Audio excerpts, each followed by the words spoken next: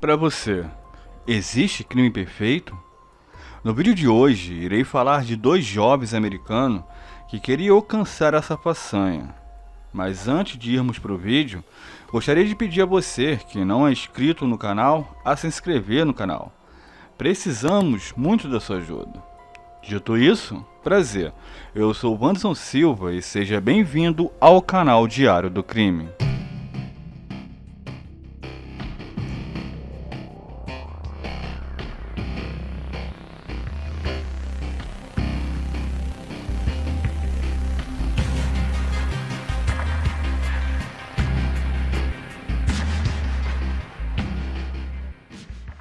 Em 21 de maio de 1924, dois adolescentes ricos e brilhantes de Chicago tentaram cometer o crime perfeito, apenas pela emoção.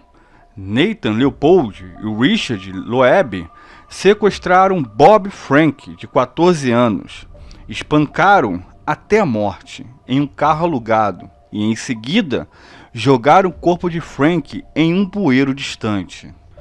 Embora eles pensassem que seu plano era infalível, Leopold e Loeb cometeram uma série de erros que levaram a polícia direto a eles.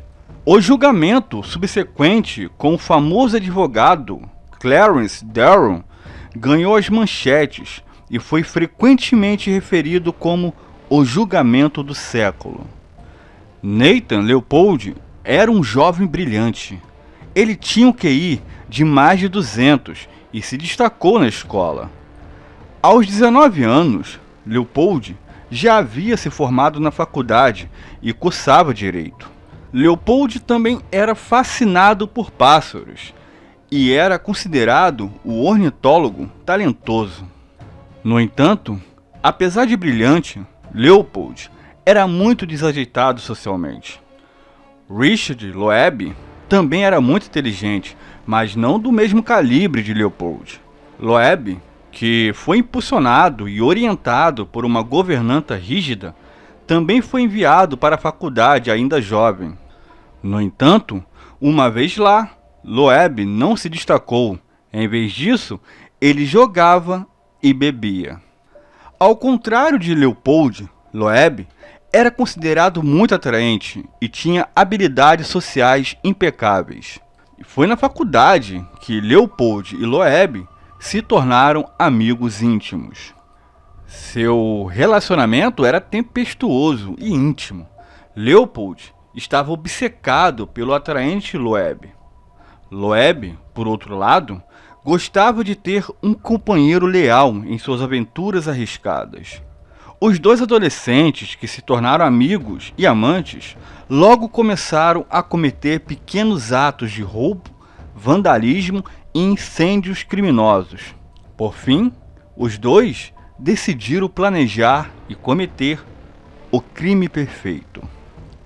É debatido se foi Leopold ou Loeb quem primeiro sugeriu que eles cometessem o crime perfeito, mas a maioria acredita que foi Loeb.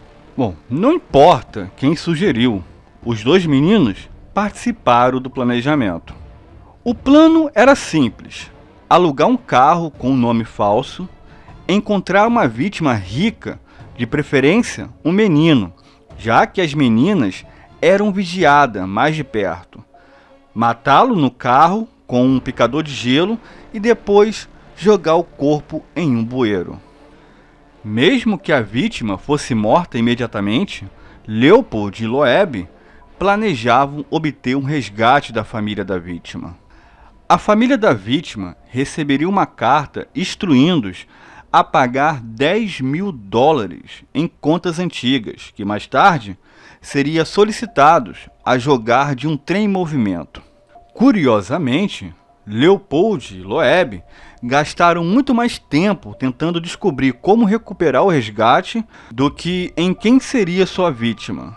Depois de considerar várias pessoas específicas como suas vítimas, incluindo seus próprios pais, Leopold e Loeb decidiram deixar a escolha das vítimas ao acaso e às circunstâncias.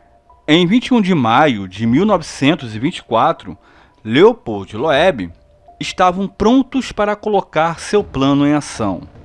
Depois de alugar um automóvel e cobrir a placa, Leopold e Loeb precisavam de uma vítima. Por volta das 5 horas, Leopold e Loeb avistaram Bob Franks, de 14 anos, que estava voltando da escola para casa. Loeb, que conhecia Bob Frank porque ele era vizinho e primo distante, atraiu Frank para dentro do carro, pedindo a Frank para discutir sobre uma nova raquete de tênis. Frank adorava jogar tênis. Depois que Frank sentou no banco da frente do carro, eles seguiram viagem. Com o carro em movimento, Frank foi atingido várias vezes na cabeça com um picador de gelo, arrastado do banco da frente para o banco de trás e teve um pano enfiado na garganta. Deitado molemente no chão do banco de trás, coberto com um tapete, Frank morreu sufocado. Acredita-se que Leopold estava dirigindo e Loeb estava no banco de trás e era, portanto, o verdadeiro assassino, mas isso permanece incerto. Enquanto Frank estava morrendo ou morto no banco de trás, Leopold e Loeb dirigiam em direção a um bueiro escondido nos pântanos, perto do Lago Wolf, um local conhecido por Leopold por causa de suas expedições e de observação de pássaros. No caminho, Leopold e Loeb pararam 2 vezes, uma para tirar as roupas de Frank e outra para comprar o jantar. Assim que escureceu, Leopold e Loeb encontraram um bueiro e empurraram o corpo de Frank para dentro do tubo de drenagem e derramaram ácido clorídrico no rosto e genitais de Frank para obscurecer a identidade do corpo. No caminho para casa, Leopold e Loeb pararam para ligar para a casa dos Frank naquela noite para contar à família que Bob havia sido sequestrado. Eles também enviaram a carta de resgate. Eles pensaram que haviam cometido o assassinato perfeito. Mal sabiam eles que pela manhã o corpo de Bob Frank já tinha sido descoberto e a polícia estava rapidamente a caminho para descobrir os seus assassinos. Apesar de ter passado pelo menos 6 meses planejando esse crime perfeito, Leopold e Loeb cometeram muitos erros. A primeira delas foi a eliminação do corpo. Leopold e Loeb pensaram que o bueiro manteria o corpo escondido até que fosse reduzido a um esqueleto. No entanto, naquela noite escura, Leopold e Loeb não perceberam que havia colocado o corpo de Frank com os pés saindo do cano de drenagem. Na manhã seguinte, o corpo foi descoberto e rapidamente identificado. Com o corpo encontrado, a polícia agora tinha um local para iniciar a busca.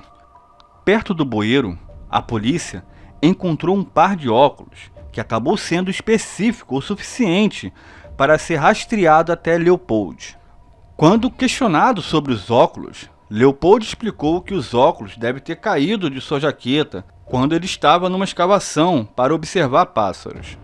Embora a explicação de Leopold fosse plausível, a polícia continuou a investigar o paradeiro de Leopold. Leopold disse que passou o dia com Loeb, mas não demorou muito para que os álibis de Loeb e Leopold desmoronassem. Foi descoberto que o carro de Leopold, que eles disseram ter dirigido o dia todo, na verdade, ficou em casa o dia todo. O motorista de Leopold estava consertando o veículo. Em 31 de maio, apenas 10 dias após o assassinato, Loeb, de 18 anos, e Leopold, de 19, confessaram o assassinato. A pouca idade da vítima, a brutalidade do crime, a riqueza dos participantes e as confissões, tudo isso virou notícia de primeira página. Com o público decididamente contra os meninos e uma quantidade extremamente grande de evidências ligando os meninos ao assassinato, era quase certo que Leopold e Loeb receberiam a pena de morte. Temendo pela vida do sobrinho, o tio de Loeb, procurou o famoso advogado de defesa, Clarence Darrow, e implorou que ele aceitasse o caso. Darrow não foi solicitado a libertar os meninos, pois eles certamente eram culpados. Em vez disso, Darrow foi convidado a salvar a vida dos meninos, conseguindo-lhe prisão perpétua em vez da pena de morte. Darrow, um defensor de longa data contra a pena de morte, assumiu o caso. Em 21 de julho de 1924, o julgamento contra Leopold Loeb começou. A maioria das pessoas pensava que Darrow os declararia inocentes por motivo de insanidade, mas em uma reviravolta surpreendente de última hora, Darrow os fez declarar culpados. Com Leopold Loeb se declarando culpados, o julgamento não exigiria mais um júri, porque se tornaria um julgamento de condenação. Darrow acreditava que seria mais difícil para um homem viver com a decisão de enforcar Leopold Loeb do que para 12 que compartilhariam a decisão. O destino de Leopold Loeb foi ficar exclusivamente com o juiz John Carvery, eu não sei pronunciar esse nome. A promotoria teve mais de 80 testemunhas que apresentaram o assassinato a sangue frio em todos os seus detalhes sangrentos. Já a defesa focou na psicologia, especialmente na educação dos meninos. Em 22 de agosto de 1924, Clarence Darrow deu seu resumo final. Durou aproximadamente 2 horas e é considerado um dos melhores discursos de sua vida.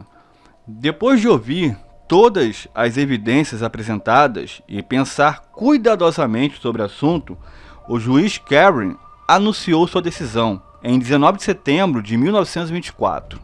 O juiz Carvery sentenciou Leopold Loeb à prisão por 99 anos por sequestro e pelo resto de suas vidas naturais por assassinato. Ele também recomendou que eles nunca fossem elegíveis para a liberdade condicional. Leopold Loeb foram originalmente separados, mas em 1931 estavam novamente próximos. Em 1932, Leopold Loeb abriram uma escola na prisão para ensinar os outros presos. Em 28 de janeiro de 1936, Loeb, de 30 anos, foi atacado no chuveiro por seus companheiros de cela. Ele foi cortado mais de 50 vezes com uma navalha e morreu em decorrência dos ferimentos. Leopold permaneceu na prisão e escreveu uma autobiografia. Depois de passar 33 anos na prisão, Leopold, de 53 anos, recebeu liberdade condicional em março de 1958 e mudou-se para Porto Rico, onde se casou em 1961. Leopold morreu em 30 de agosto de 1971 de ataque cardíaco aos 66 anos. Bom, para adolescentes extremamente inteligentes, sendo que um deles tinha um QI de mais de 200, foram bem burros. Nem eu, que devo ter um QI de 10, iria ser tão burro assim. E vocês, o que acham desse caso? Responda aqui embaixo nos comentários. E se gostou desse vídeo, deixa um like, e isso vai nos ajudar muito dentro da plataforma. Bom, por hoje é isso. Eu vou deixar 2 playlists aqui para vocês poderem assistir. Bom, eu vou ficando por aqui. Então, fui.